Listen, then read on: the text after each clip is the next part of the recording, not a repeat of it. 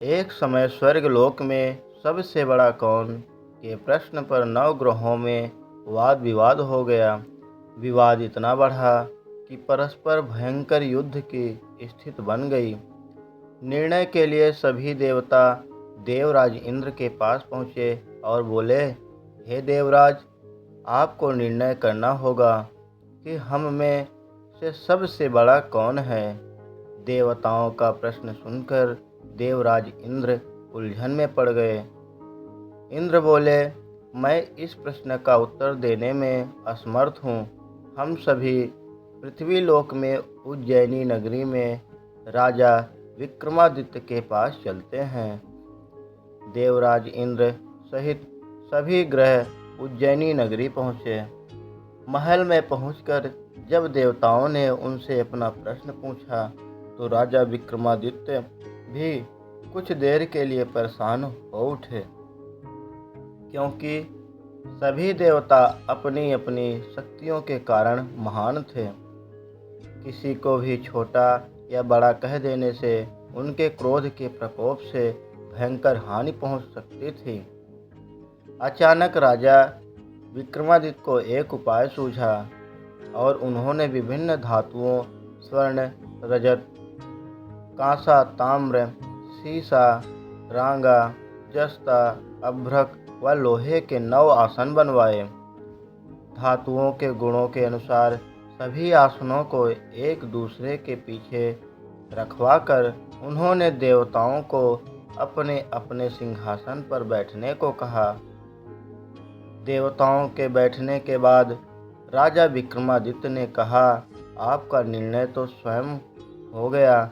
जो सबसे पहले सिंहासन पर विराजमान है वही सबसे बड़ा है। राजा विक्रमादित्य के निर्णय को सुनकर शनि देवता ने सबसे पीछे आसन पर बैठने के कारण अपने को छोटा जानकर क्रोधित होकर कहा, राजा विक्रमादित्य, तुमने मुझे सबसे पीछे बैठाकर मेरा अपमान किया है। तुम मेरी शक्तियों से परिचित नहीं हो। मैं तुम्हारा सर्वनाश कर दूंगा। शनि ने कहा, सूर्य एक राशि पर 1 महीने, चंद्रमा 2.25 दिन, मंगल 1.5 महीने, बुध और शुक्र 1 महीने, बृहस्पति 13 महीने रहते हैं, लेकिन मैं किसी राशि पर 7.5 वर्ष तक रहता हूँ। बड़े बड़े देवताओं को मैंने अपने प्रकोप से पीड़ित किया है। राम को 7.5 के कारण ही वन में जाकर रहना पड़ा और रावण को 7.5 के कारण ही युद्ध में मृत्यु का शिकार बनना पड़ा। राजा, अब तू भी मेरे प्रकोप से नहीं बच सकेगा। इसके बाद अन्य ग्रहों के देवता तो प्रसन्नता के साथ चले गए, परंतु शनिदेव बड़े क्रोध के साथ वहां से विदा हुए। राजा विक्रमादित्य पहले की तरह ही न्याय करते रहे। उनके राज्य में सभी स्त्री पुरुष बहुत आनंद से जीवन यापन कर रहे थे। कुछ दिन ऐसे ही बीत गए। उधर शनि देवता अपने अपमान को भूले नहीं थे। विक्रमादित्य से बदला लेने के लिए एक दिन शनिदेव ने घोड़े के व्यापारी का रूप धारण किया और बहुत से घोड़ों के साथ उज्जैनी नगरी पहुँचे।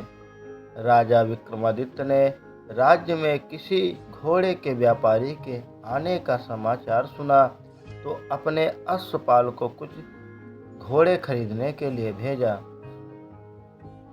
घोड़े बहुत कीमती थे। अश्वपाल ने जब वापस लौटकर इस संबंध में बताया तो राजा विक्रमादित्य ने स्वयं आकर एक सुंदर व शक्तिशाली घोड़े को पसंद किया। घोड़े की चाल देखने के लिए राजा उस घोड़े पर सवार हुए तो वह घोड़ा बिजली की गति से दौड़ पड़ा। तेजी से दौड़ता घोड़ा राजा को दूर एक जंगल में ले गया और फिर राजा को वहां गिराकर जंगल में कहीं गायब हो गया। राजा अपने नगर को लौटने के लिए जंगल में भटकने लगा, लेकिन उन्हें लौटने का कोई रास्ता नहीं मिला। राजा को भूख प्यास लग आई। बहुत घूमने पर उसे एक चरवाहा मिला। राजा ने उससे पानी मांगा। पानी पीकर राजा ने उस चरवाहे को अपनी अंगूठी दे दी। फिर उससे रास्ता पूछकर वह जंगल से बाहर निकल आए और किसी नगर में पहुंच गए। राजा ने एक सेठ की दुकान पर बैठकर कुछ देर आराम किया। उस सेठ ने राजा से बातचीत की तो राजा ने उसे बताया कि मैं उज्जैनी नगरी से आया हूँ। राजा के कुछ देर दुकान पर बैठने से सेठ जी की बहुत बिक्री हुई। सेठ ने राजा को बहुत भाग्यवान समझा और खुश होकर उसे अपने घर भोजन के लिए ले गया। सेठ के घर में सोने का एक हार खूंटी पर लटकता हुआ था। राजा को उस कमरे में छोड़कर सेठ कुछ देर के लिए बाहर गया। तभी एक आश्चर्य घटना घटी। राजा के देखते देखते सोने के उस हार को खूंटी निगल गई। सेठ ने कमरे में लौटकर हार को गायब देखा तो चोरी का संदेह राजा पर ही किया, क्योंकि उस कमरे में राजा ही अकेला बैठा था। सेठ ने पहले अपने नौकरों से कहा कि इस परदेशी को रस्सियों से बांधकर राजा के पास ले चलो। राजा ने विक्रमादित्य से हार के बारे में पूछा तो उन्होंने बताया कि उसके देखते ही देखते खूंटी ने हार को निगल लिया था।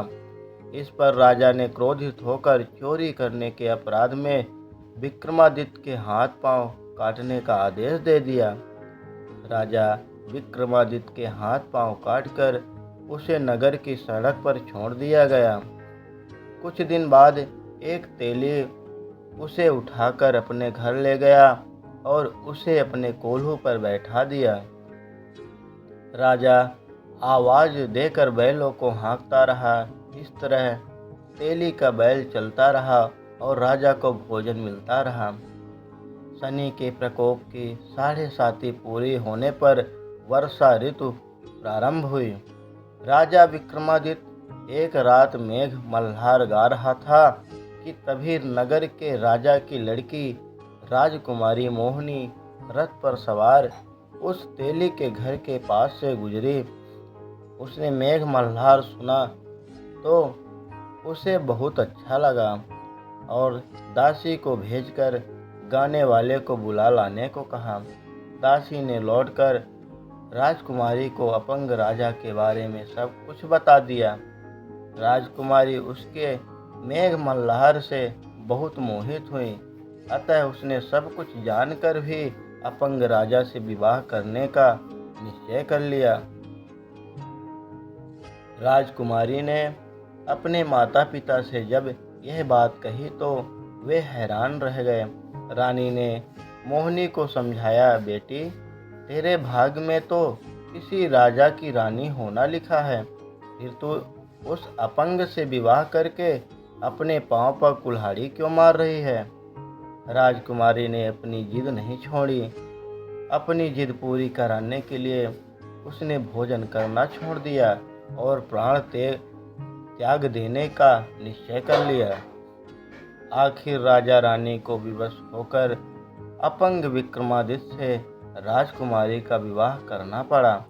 विवाह के बाद राजा विक्रमादित्य और राजकुमारी तेली के घर में रहने लगे। उसी रात स्वप्न में शनिदेव ने राजा से कहा, राजा तुमने मेरा प्रकोप देख लिया, मैंने तुम्हें अपने अपमान का दंड दिया है। राजा ने शनिदेव से क्षमा करने को कहा और प्रार्थना की, हे शनिदेव आपने जितना दुख मुझे दिया है अन्य किसी को न देना। शनिदेव ने कुछ सोचकर कहा, राजा मैं तुम्हारी प्रार्थना स्वीकार करता हूँ।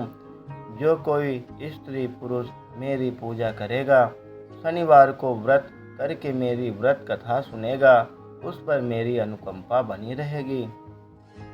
प्रातःकाल राजा विक्रमादित्य की नींद खुली तो अपने हाथ पांव देखकर राजा को बहुत खुशी हुई। उसने मन ही मन शनिदेव को प्रणाम किया। राजकुमारी भी राजा के हाथ पांव सही सलामत देखकर आश्चर्य में डूब गई। तब राजा विक्रमादित्य ने अपना परिचय देते हुए शनिदेव के प्रकोप की सारी कहानी सुनाई। सेठ को जब इस बात का पता चला तो दौड़ता हुआ तेली के घर पहुंचा और राजा के चरणों में गिरकर क्षमा मांगने लगा। राजा ने उसे क्षमा कर दिया, क्योंकि यह सब तो शनिदेव के प्रकोप के कारण हुआ था। सेठ राजा को अपने घर ले गया और उसे भोजन कराया। भोजन करते समय वहाँ एक आश्चर्यजनक घटना घटी। सबके देखते देखते उस खूंटी ने हार उगल दिया। सेठ जी ने अपनी बेटी का विवाह भी राजा के साथ कर दिया और बहुत से स्वर्ण आभूषण, धन आदि देकर राजा को विदा किया।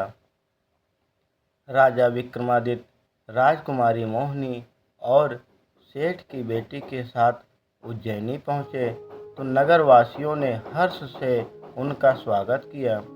अगले दिन राजा विक्रमादित्य ने पूरे राज्य में घोषणा कराई कि शनिदेव सब देवों में सर्वश्रेष्ठ हैं।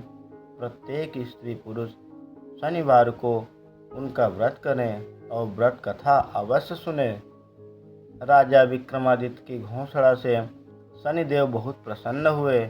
शनिवार का व्रत करने और व्रत कथा सुनने के कारण सभी लोगों की मनोकामनाएं शनिदेव की अनुकंपा से पूरी होने लगी।